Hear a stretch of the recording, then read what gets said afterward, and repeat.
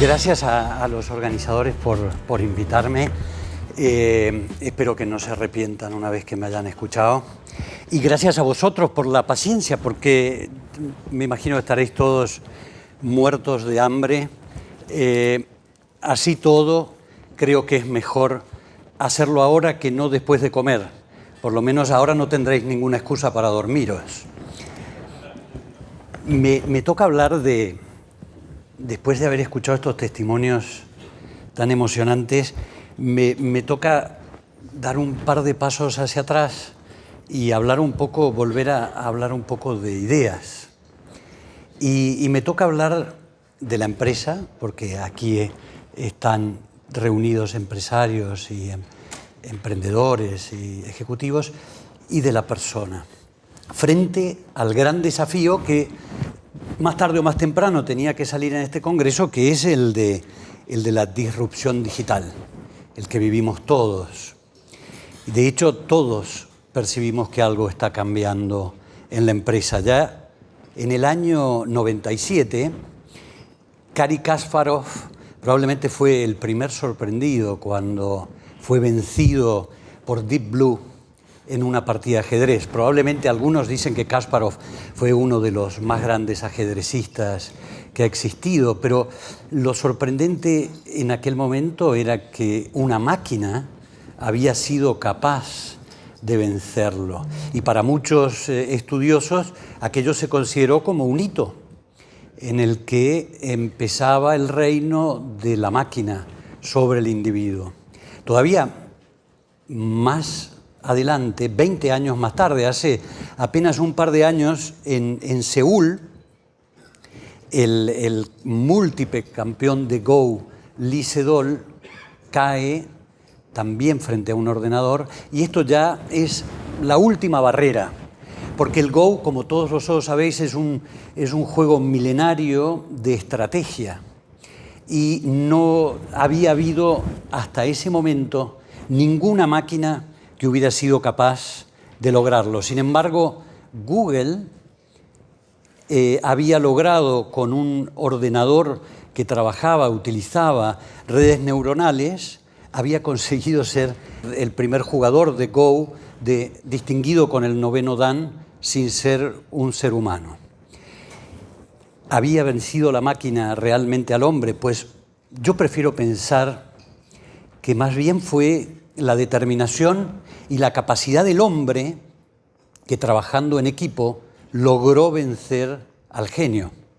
Tanto Kasparov como Sedol no fueron vencidos por una máquina, sino que fueron vencidos por científicos, financiados por Google, por IBM, que entendieron la importancia de los patrones en el juego de Go o en el juego del ajedrez, y que fueron capaces de desarrollar una máquina capaz de memorizar todos los posibles patrones y ya con la llegada de las redes neuronales, sobre la base de esos patrones, ir creando nuevos patrones. Sin embargo, nadie discute que esto marca un antes y un después en la sociedad y en los modelos de las empresas, que es lo que nos ocupa hoy.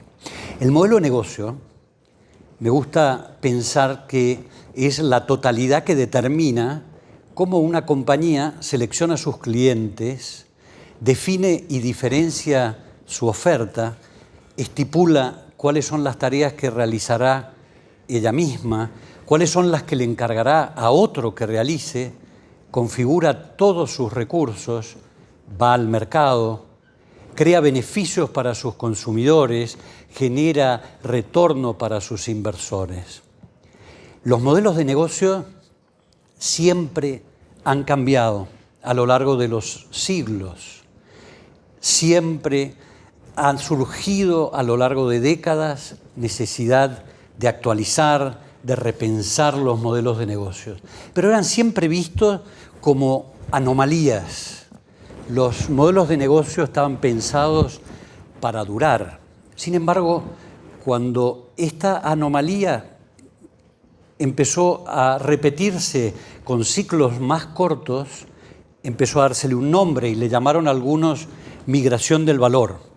que no es nada más ni nada menos que el flujo económico que se produce cuando un consumidor cambia sus preferencias y lealtades de un modelo de negocio hacia otro modelo de negocio que ahora satisface más plenamente sus prioridades.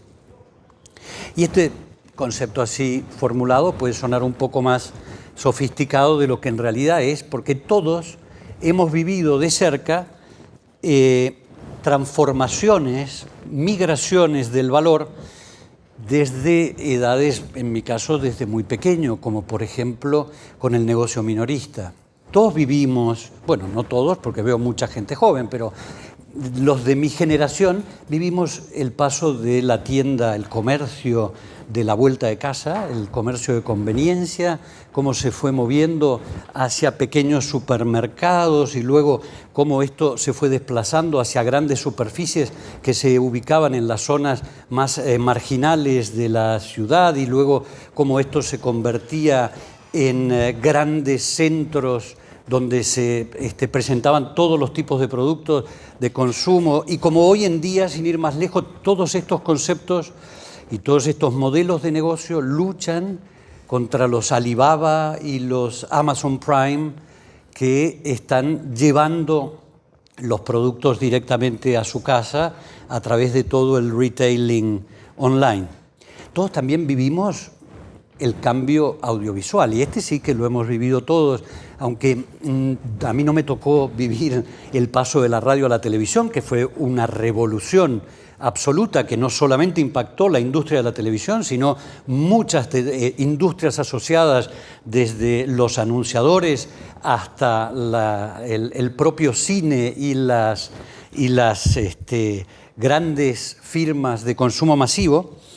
Pero hoy en día mismo, sin ir más lejos, todos estamos viendo cómo de la televisión por cable está el modelo de negocio migrando hacia el streaming de los Netflix de este mundo, HBOs y el propio Amazon o la industria del libro, por mencionar un último ejemplo de migración del valor, y no hace falta remontarse a los monasterios cuando eran los monjes los que copiaban, y todos sabemos el paso a las librerías y a la venta por correo y cómo el propio Amazon supuestamente tira piedras contra su propio tejado y crea el libro digital con Kindle.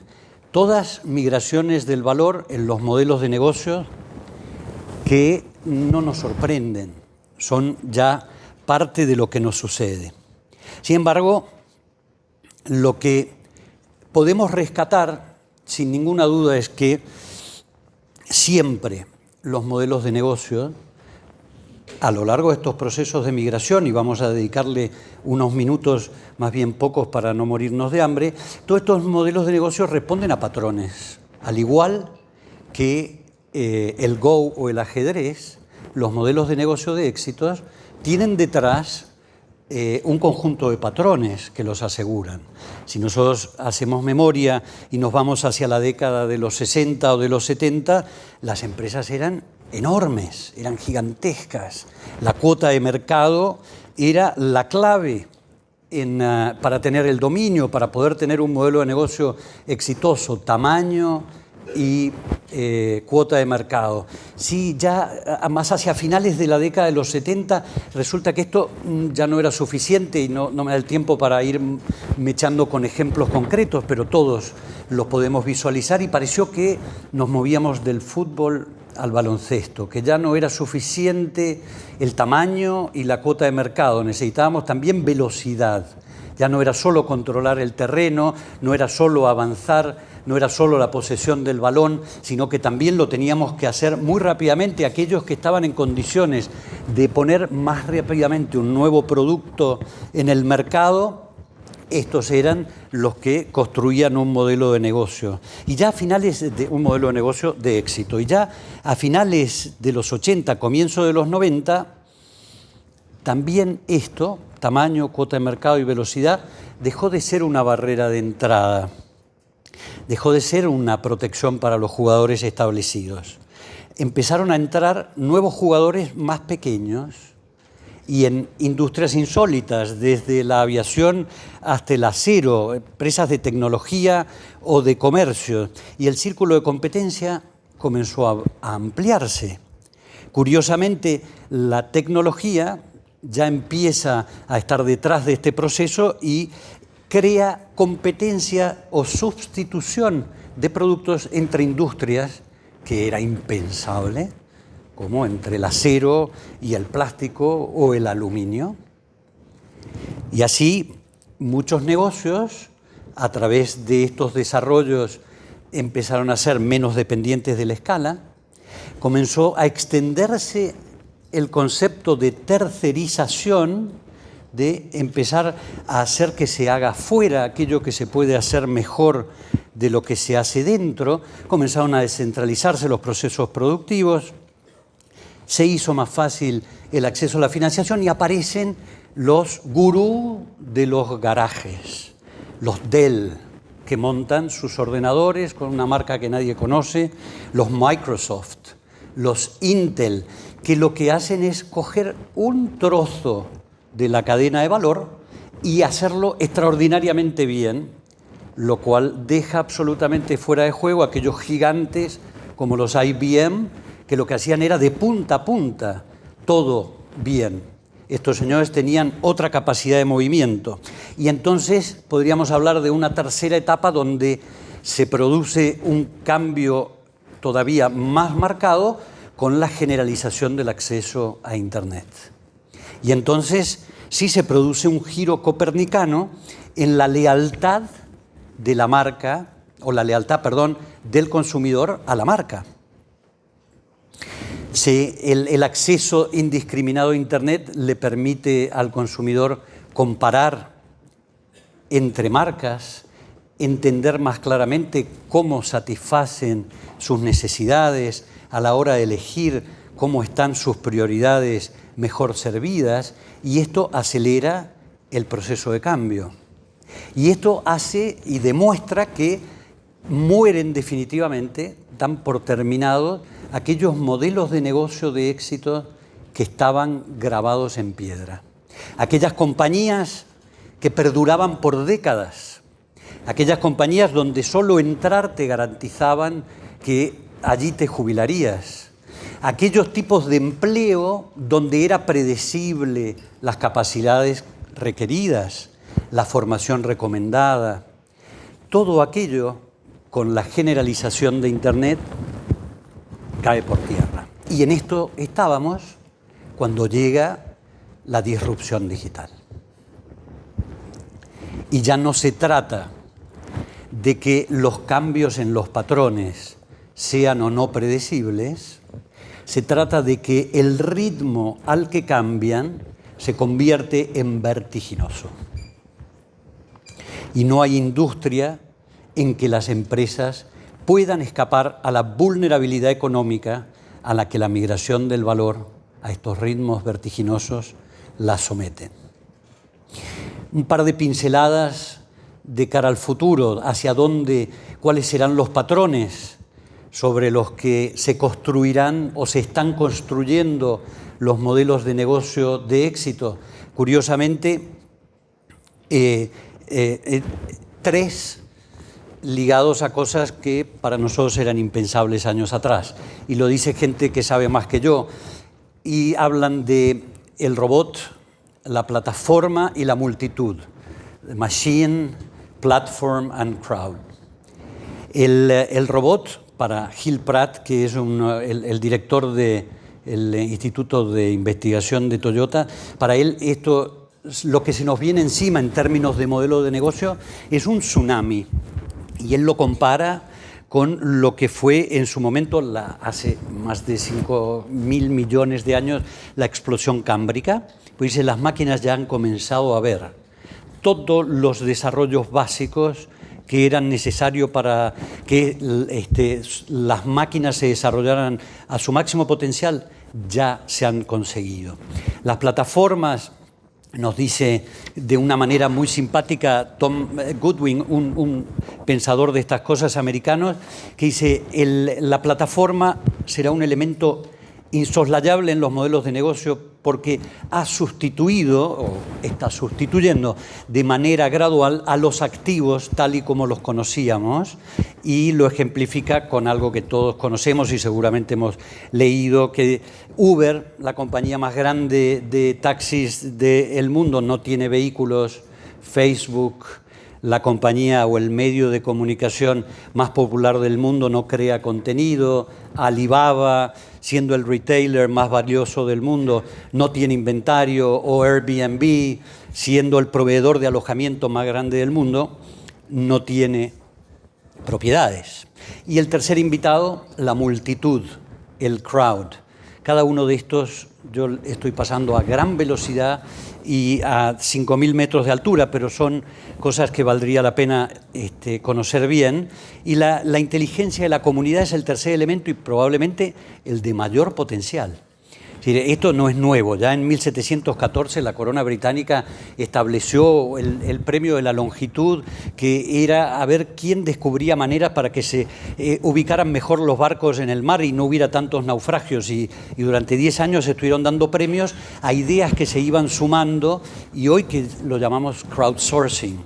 Y la más conocida de todas es la Wikipedia, a la que el que no la haya consultado es porque no tiene un teléfono móvil inteligente, y que tiene en más de 290 idiomas, 40 millones de artículos, y es la web más visitada del mundo. Y esto construirá los modelos de negocio a futuro de aquellas empresas que tengan éxito. Y esto he pasado a la velocidad de flash sobre las consecuencias en los modelos económicos de la disrupción digital, porque me interesa personalmente, y creo que lo compartimos, detenernos unos minutos más en las consecuencias de la disrupción digital en el hombre. Si las empresas enfrentan un desafío como nunca antes habían tenido delante. La disrupción tecnológica es sin duda la principal causa del cambio de paradigma, y las consecuencias económicas serán significativas. Pero esta revolución no se agota en esto. Las empresas desempeñan un papel transformador y condicionante en la sociedad, pero no son el centro de la sociedad. No importa cuán determinante sea, ni que su influencia alcance hasta el de la cultura, siempre será instrumental. Estamos en medio de un cambio de época, todo experimenta profundas transformaciones, y la cuestión del hombre y del sentido de su existencia no se puede considerar de manera aislada o abstractamente. El hombre vive siempre en la historia concreta, en un espacio y tiempo concretos, y de allí su anhelo a comprenderse a sí mismo y a la realidad que lo rodea. Para la empresa, esta extraordinaria disrupción digital que estamos viviendo es la causa de la migración del valor, es la causa que crea un nuevo entorno económico, la causa de la creciente vulnerabilidad de los modelos de negocio. Pero para el hombre, esta revolución es efecto de lo que anhela, de lo que busca, de lo que entiende que él mismo es. Es una revolución tecnológica, probablemente de mayor calado que otras, pero provocada por el hombre para servirse de ella. 10 minutos. Eso es lo que me dicen con el cartel. El hombre encuentra lo que sale a buscar. Cuando la prioridad del hombre es sobrevivir a otras especies, descubre y domina el fuego. Cuando el centro de su vida es Dios, construye catedrales. Cuando va tras el saber, inventa la imprenta. Cuando quiere ampliar horizontes, descubre nuevos mundos. Cuando lo que persigue es curar enfermedades, encuentra la penicilina. Cuando lo que busca es el bienestar, la comodidad, la instantaneidad, la superficialidad, la simpleza, el hombre encuentra la humanidad aumentada. La invención de la imprenta del siglo XV fue un movimiento revolucionario de consecuencias colosales en la historia de la humanidad. Y algo parecido podríamos decir de la máquina del vapor, tres siglos más tarde, con un impacto enorme en los hábitos cotidianos y en la distribución de la riqueza. Pero si buscamos encrucijadas en la historia moderna, pensaremos más en el humanismo renacentista o en la Ilustración. Veremos que las verdaderas revoluciones que cambiaron la manera del hombre de entenderse a sí mismo y de entender con la realidad fueron de este tipo y no fueron las tecnológicas, mientras que las tecnológicas fueron causas de muchas transformaciones. Creemos que los ordenadores han generado una nueva forma de inteligencia, cuando es la inteligencia de este nuevo hombre la que ha generado los ordenadores. Padre Pope, 5 minutos y estamos comiendo. Un hombre que en base a sus prioridades se ha dotado de instrumentos adecuados para su modo de estar en el mundo. No es el smartphone el que ha producido este nuevo hombre, es el nuevo hombre el que se ha dotado del smartphone. El hombre posmoderno hace décadas que mató a Dios, que ya lo identificó como innecesario, imprescindible, y una vez coronado al individuo como el centro del universo, del paso de la razón al sentimiento como norma fue solo cuestión de tiempo.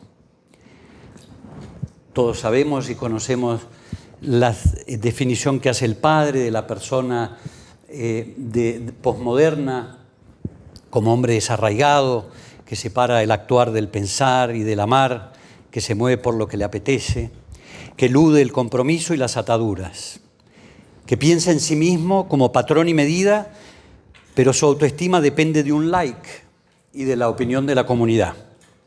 Está centrado en la autorrealización y en el hedonismo y en disfrutar un presente placentero.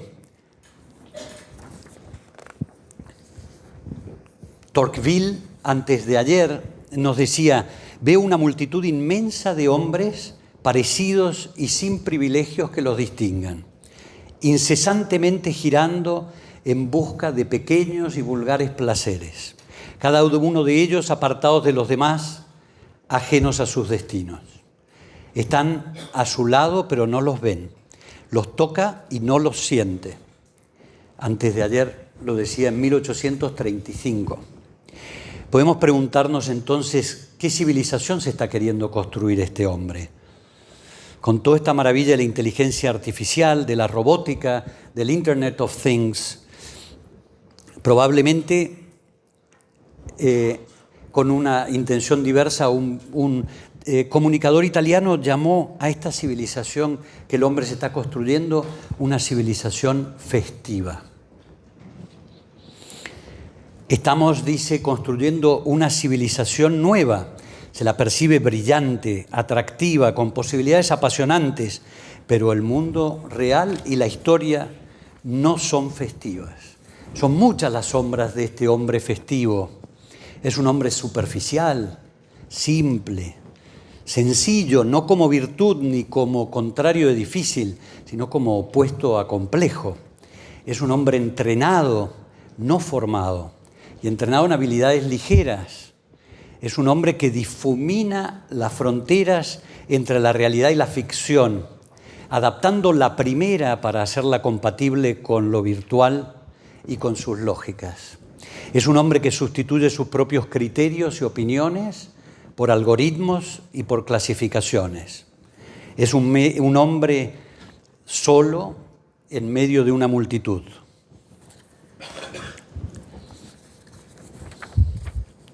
Este hombre, teclado 5 minutos. Este hombre, teclado pantalla, como lo visualizaban los gurús de Silicon Valley, ha perdido su núcleo personal y se deja mover de aquí para allá, por la opinión de su entorno, por el ritmo vital de su época, por las consignas.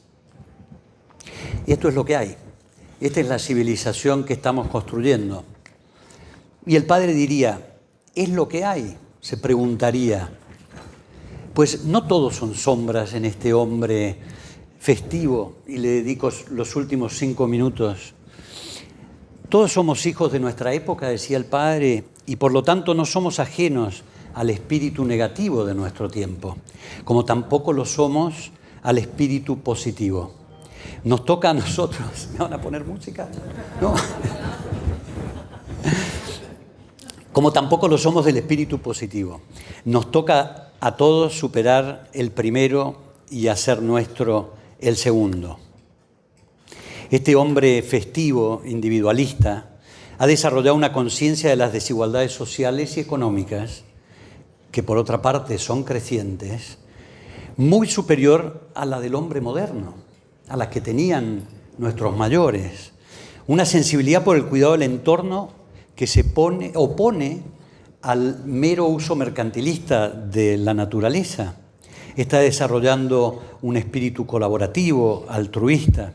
Es hedonista, sí, pero su preocupación por el cuidado del cuerpo, de la alimentación, se acerca bastante más al orden natural que aquel que teníamos. Es un emprendedor intrépido,